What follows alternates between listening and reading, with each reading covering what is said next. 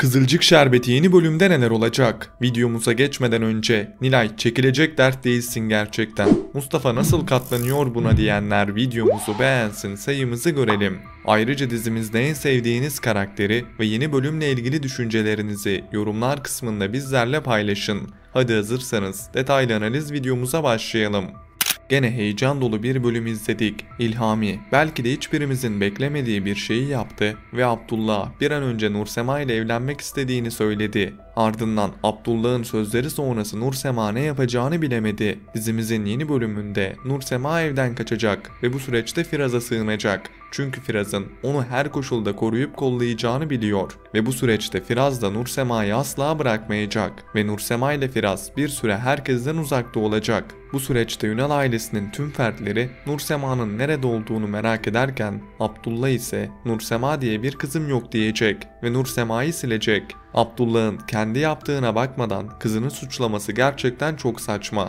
Ancak klasik Abdullah ve Abdullah'ın yaptıklarına pek de şaşırmamak lazım. Öte yandan ben bu süreçte Nursema ile Firaz'ın herkesten gizli evleneceğini ve ardından Ünal ailesinin karşısına çıkacaklarını düşünüyorum. Her ne kadar Nursema bu süreçte tereddüt edecek olsa da Firaz'ın desteği sonrası Nursema kendine gelecek ve Ünal ailesinin karşısında Nursema ile Firaz'ı dimdik göreceğiz. Öte yandan dizimizin yeni bölümünde Nilay'ın Mary'i zorbalaması devam edecek. Nilay'ın bu anlamsız tavırları gerçekten çok saçma. Nilay bu yaptığıyla Mustafa'yı günden güne kaybetmeye başlayacak. Dizimizi izleyen izleyicilerin bir bölümü Mustafa ile Mary arasında bir şeyler görür müyüz diye merak ediyordu. Nilay bu yapacaklarıyla Mustafa ile Mary'i birbirlerine yakınlaştıracak. Ancak ben bu ikili arasında bir aşk göreceğimizi düşünmüyorum. O kadar da değil. Ancak senaristlerimiz burada ne yazarlar bunu da gerçekten merak ediyorum. Öte yandan dizimizin yeni bölümünde Doğan'ın görgüsüz tavırları ve anlamsız harcamaları devam ederken Fatih ise artık bu durumdan sıkılmaya başlayacak ve Fatih ile Doğan'ın arasında ilk tartışmaları burada göreceğiz.